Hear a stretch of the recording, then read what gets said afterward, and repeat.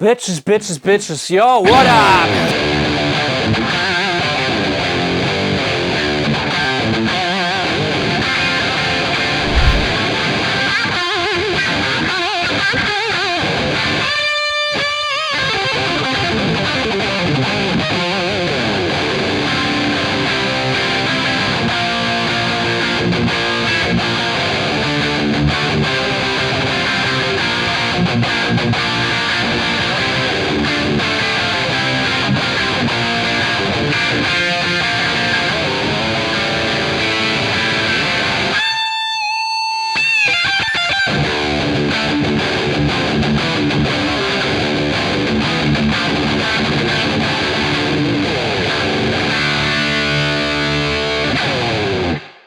Hey people, Real Wolfhard here.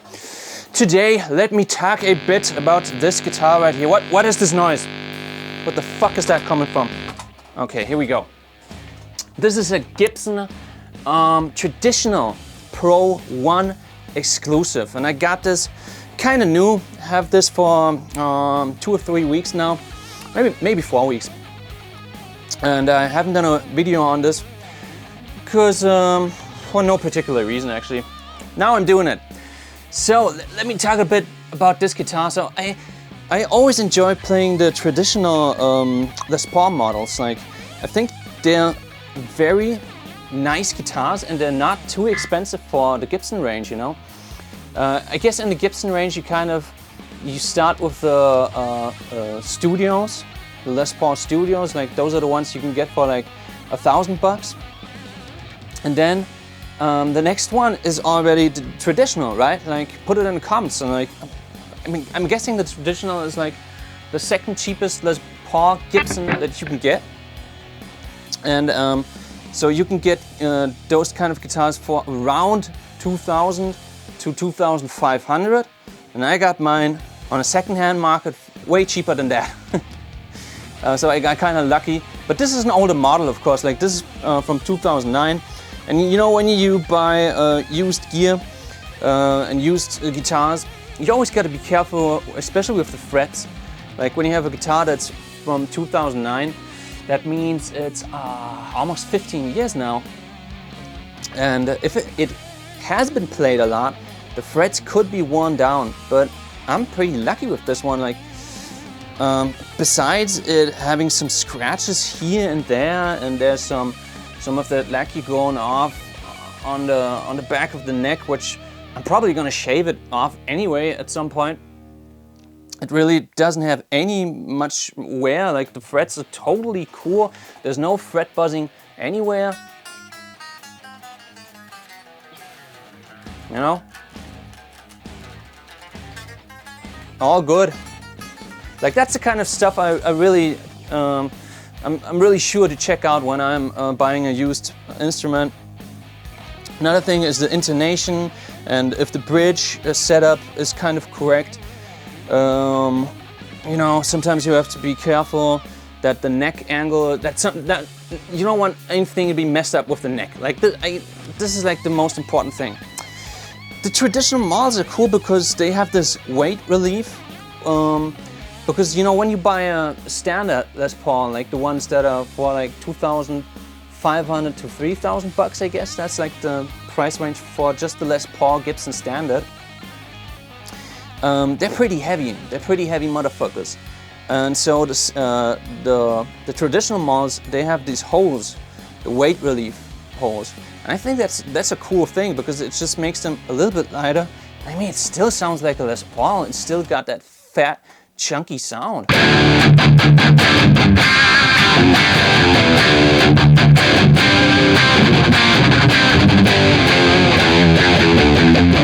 Like, I'm not missing any of that fatness and of the chunkiness. I'm not missing any of the sustain actually. I'm gonna put on a BB.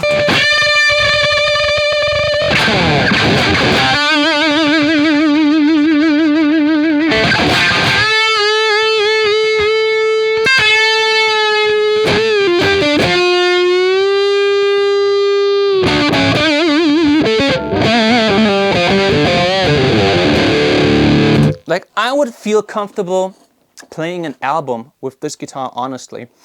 It's good enough for anything. I can use this live. I can use this, as I said, on an album production. The pickups are the stock pickups, which the guitar came with. I believe they are burst buckers, but you can split them, and that's a cool feature. Like that, I think the first dude that did that back in the 70s was Jimmy Page. He customized his Les Paul and wanted splittable humbuckers. So you can make this to a single coil just by pulling that knob.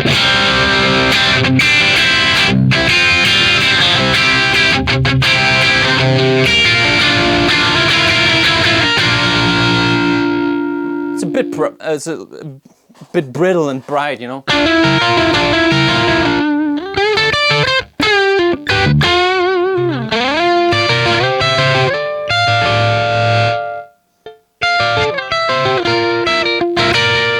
I think for the bridge, I'm probably never going to use it, to be honest. Let's see for the neck. This is the sound with just the stock humbucker. If I split it, it also gets brittle. It gets more of that brilliance. And I think here it's quite nice on the neck pickup.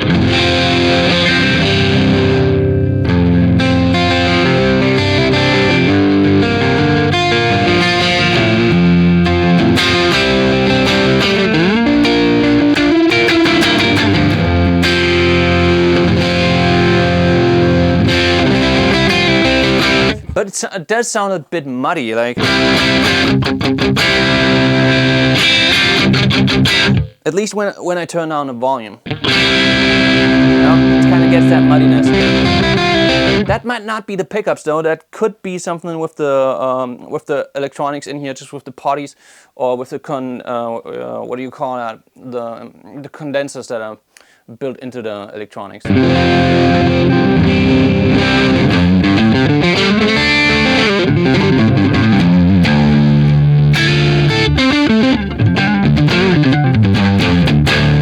And you know what? I don't think they changed much. I think right now we're with the traditional Pro 5s, I think, and this would be like the traditional Pro 1, because it's from 2009. And but I don't think they changed a whole lot. Like this already had a slim taper neck, which I like. It's pretty thin and easy to play. The action, I got it set pretty low. You know, the way that I test it is I just stick my plec inside, and if it keeps sticking, like here in the high fret, well, now it fell down, but normally it should stick in here. So let's see. This is the 12th fret, and yeah, here we go. See that? Fuck it, motherfucker. You just have to believe me. It sticks in there. And the cool thing is, on the low E strings, it also sticks in the 15th fret. And this is a Dunlop Jazz 3, so it's a 1.4 millimeter, and that means the action is pretty low. That's how I do it.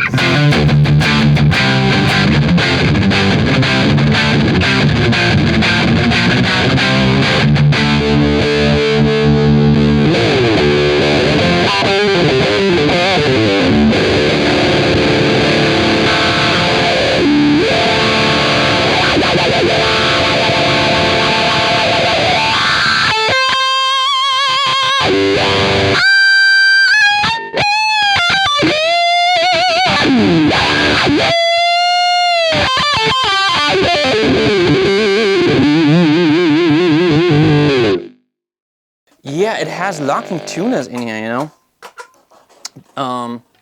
So locking tuners, you know what that is? You just stick the string in here and then you can lock it. So it's easy peasy to put new strings on there, and it also helps the guitar to stay in tune better. These strings are kind of new, so it's still having some tuning issues, but that's only because the strings are so new.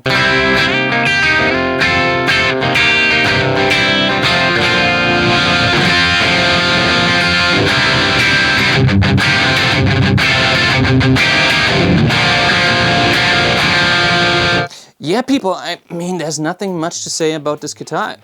Like I said, I really like the Gibson traditional models. I prefer them over the standard models. And then the next in line is only the custom shop models, which I prefer over these ones. If you wanted me to do like an A/B test, put it in the comments. Because I got my favorite Les Paul, which is a custom shop model. It's a 59.